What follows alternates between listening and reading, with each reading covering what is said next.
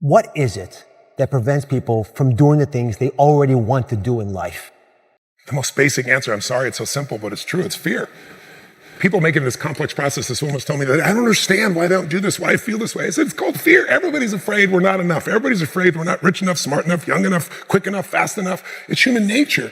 But the secret is to do it anyway. I know that sounds so simplistic. My work when I'm working with somebody is showing them how to condition themselves, like building a muscle, so that you take action first, automatically. Because if you don't do that, it's hard. You lose momentum. It's like, how do I get started? Where do I go? Do anything to start the process of moving forward rather than let fear stop you.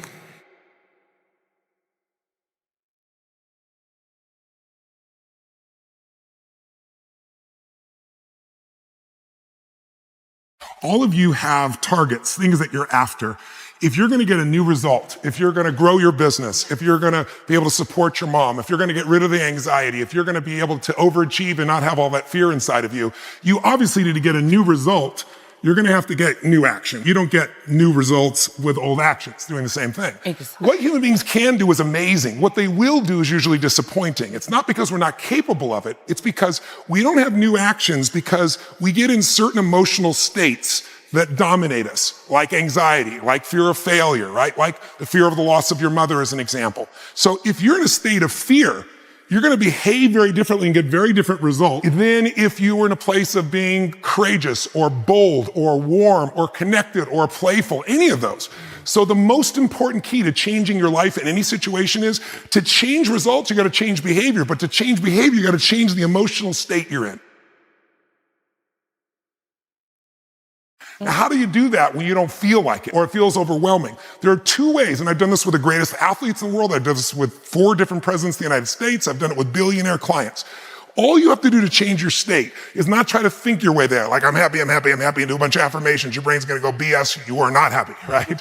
What you need to do is make a radical change in the way you use what we call your physiology. It's a big word. It just means the way you use your physical body. I've taught this for 40 years, and about 3 years ago, Harvard finally did a study where they proved what I did worked, and they called it these power positions. And what they showed was if you stand, everyone can try this, stand up just for a moment if you want, everybody at home can try it as well. So do something really silly. Put both your hands on your hips like Wonder Woman or Superman or that stuff, right?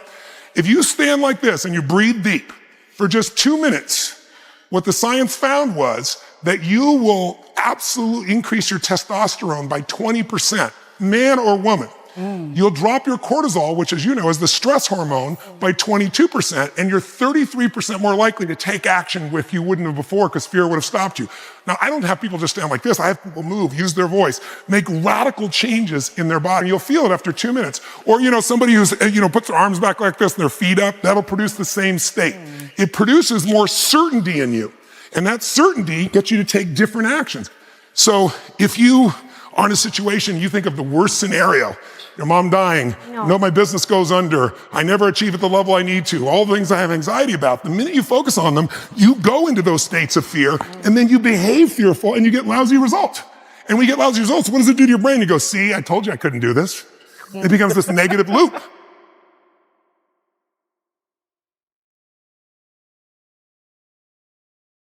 So how do we break out of it? We change our focus by asking better questions. Answer this question in your mind. What is it in your life that you're proud of? If there's something you could feel really proud of right now by focusing on it, your children, yourself, something you accomplished, you did, how many can think of something you could feel proud of? And I don't mean fake pride, ego pride, like where you're making things up. I mean, well, you really did something you're proud of. Good. Right now, close your eyes and focus on how it feels when you're really proud. Focus on that moment you're proud of. How do you breathe when you feel really proud? And if you're a little kid, what happens to your face when you're really proud? You don't hide it, right? There's that big smile on your face. Think of something that you could be really grateful for or excited. Pick either one. Something you could be grateful for, a person, a moment, or something if you wanted to that you could be excited about. Let's use excited for a moment. Okay. How many could think of something in your life that if you focused on it, you could feel excited? All right? Close your eyes. And just for a moment, all we're doing is changing your focus. Focus on what could excite you. Feel like it's really happening. Your mom's healing, you break through in the business, you're achieving the level you want. Anxiety is rid from my life. I'm on charge, I'm on top of it. How do you breathe when you feel really excited? Yeah. So if we change the state you're in, just by changing our focus or the way we use our bodies. It's got to be a radical change, right? Here's my question for all of you. If you focus on what you want, life has probabilities. There's no guarantees, but you increase them when you change your state. And that's really what this is all about. Learning to change your body and learning to change your focus.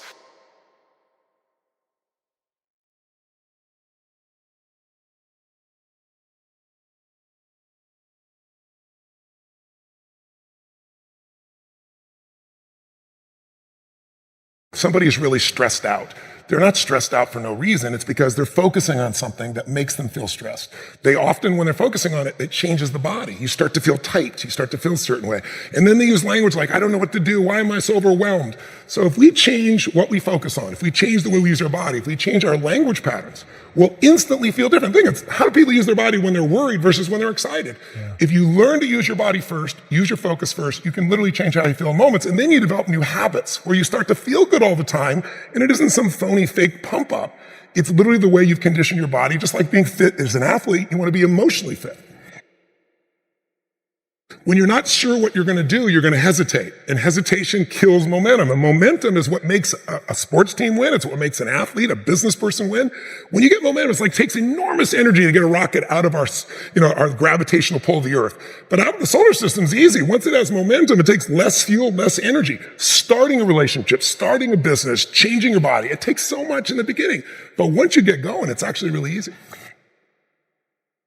We all have a need for certainty. We have a need to know that we can avoid pain, that we can be comfortable. Some people do that when they're stressed by smoking. Some people work out hard to deal with it. Some people eat to try to get that comfort back.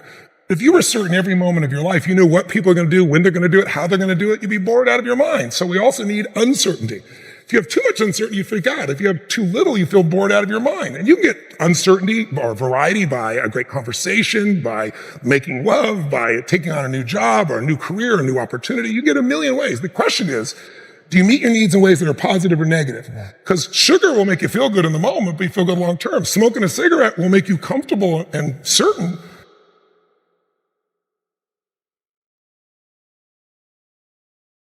You see this in great actors or great entertainers. They'll come to me, and in the beginning, they work so hard to be significant, to be unique, to be special, to be important. What they really wanted was love. But now people stop on the street, and they'll say to me, they don't even know who I am. They just want my time. They just want this. They want a picture. They don't respect my family. They don't respect it. You'll hear them so upset. What they wanted was the love. We can have both. But the more significant I am, the more unique I am, the more separate I am from you. The more connected I am, then some people go, yeah, but where am I? Where am I special? So finding that balance between the two is what makes people feel alive. And we can meet all these needs in positive ways or negative ways. You can get significance by tearing other people down. Oh, they're lucky. They don't care. They took advantage of somebody. You don't know anything about them. You see people do that with famous people all the time. Why are they tearing them down? Because if I don't feel good about myself, if I can make you smaller, I look like I'm moving up. But you're not. And it doesn't work. But if you do things where you significantly love someone, if you care for someone, you're the most significant person in life. If you try to prove you're significant, then you have kind of the Trump effect. Even people that like him will say, sometimes he can push people aside because he's telling everybody how special he is. That gets in the way of relationship. If we're going to connect, we got to not make ourselves significant. We got to find out what's significant in the other person and honor it. First four needs are the needs of the personality. We all find a way to be certain, even if we have to lie to ourselves or just work hard. We all find variety. We all find significance, even if it's tearing other people down. We all find at least connection, if not love. But the spiritual needs are to grow. When people say, what does it take to be happy? I say one word, progress. If you're not there yet, but you are starting to make some progress in your body, or progress on your relationship, or progress on your career, your finances, you're going to feel good. And when you achieve it, how long do you feel good for? Not very long, because when you achieve it, you stop growing. You kind of celebrate. Nothing wrong with that. But how long after you get that thing you wanted are you happy? A week, a month, a year? Almost never a year. It's a short time. And the reason is we're not supposed to just sit there at the table of success and celebrate for years. We need to grow to feel alive. And everything in the universe grows or it dies. But when we grow, we have something to give. And when we give, people often say human beings are selfish. I've been selfish. I'm sure you've been at times, but that's not my core and it's not anybody's. And I'll prove it to you. When you're having, all of you at home and all of you here, when you have something great in your life that happens, you learn something, you experience something beautiful, what's the first thing you want to do? Tell people. Share somebody you love. Why? Because when you share with it, it expands. See, pleasure is something coming in from the outside. Happiness is something inside you that you share. Ooh. And happiness is what people really want. Pleasure, you can get pleasure from alcohol or anything. But some people, it's all about me. When you're taking what's inside yourself because you've grown and you're giving to someone you love, your children, a friend, a girlfriend, boyfriend, a coworker, anybody, there's an aliveness you can't feel by yourself. There's only so much pleasure you can feel. Happiness and joy comes when that expansion is shared.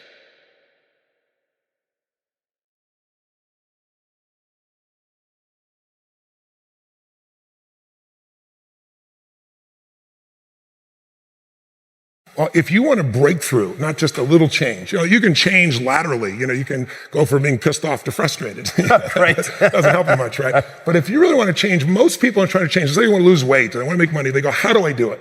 They look for the strategy. But I'd like you to think of 3 S's. Strategy is where most people go first. Like, how do I do it?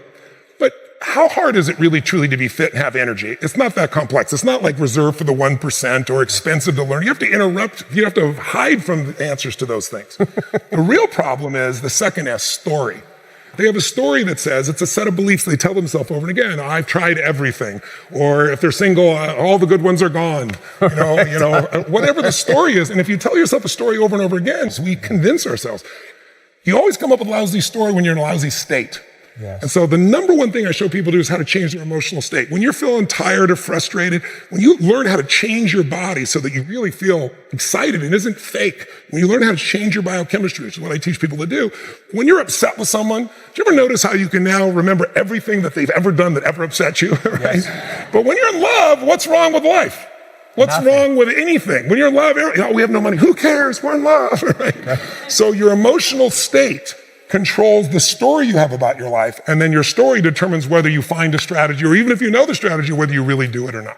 When people say I tried, what they're really telling me is I have a story that says I should try this, but it's really not going to work. So I give it a half-reared attempt and it didn't work, and now I can tell people I tried. What you really got to do is learn to change your emotion, your state, change your story, and then you can find the strategy, or you can make the strategy to work. I constantly believe you got to feed your mind and challenge your body, because the mind-body works together. What stops people, as we said, is fear. Well, fear is physical. You feel it in your throat, your gut. But if you do something really physically strong on a regular basis, you develop a new emotional habit. And that emotional habit will get you to follow through and do things differently that people won't do. It's really not that complex. There are a few habits in your life that truly could change your whole life. I start every single day with this process called priming, training my brain to be in a peak state.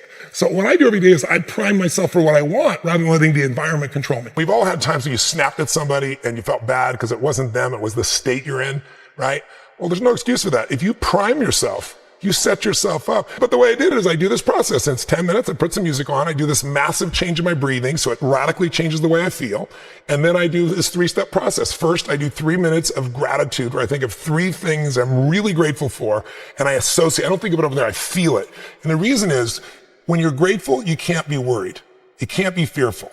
When you're grateful, you can't be angry. And anger and fear are what screw people up most in their relationships, in their life, in their business. So I wire myself. I was saying to you that most people want to be happy, but their habit is to be worried or pissed off or frustrated or stressed. And so they've got a highway to stress and they got a dirt road to happiness. So I wire myself. I've got a highway to gratitude, which changes all your emotions. And then I do a 3-minute process of kind of a prayer for my family and friends. And then I do a 3-minute process of the top 3 things I want to accomplish. I see it as done and I feel it. I'm done in 10 minutes. So sometimes I go 20, but my deal is 10, so there's no excuse not to do it.